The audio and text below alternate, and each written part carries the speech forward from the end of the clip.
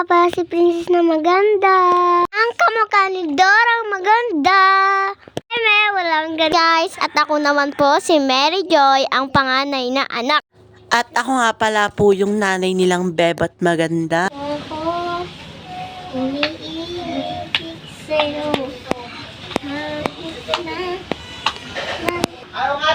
Asan na kaya yung kapatid ko? Hapon na hindi pa siya uuwi. Makalabas nga.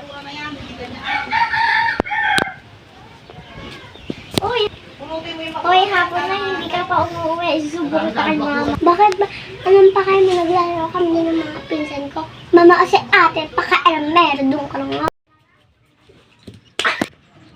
Hala, bastos ka ha.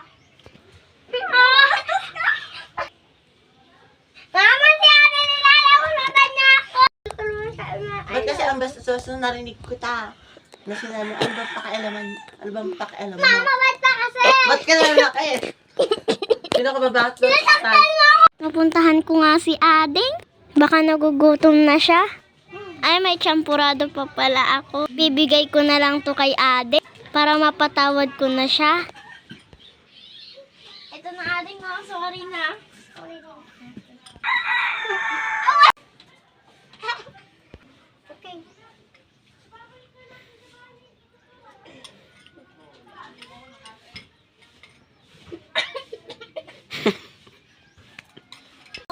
Ano na kayo dito?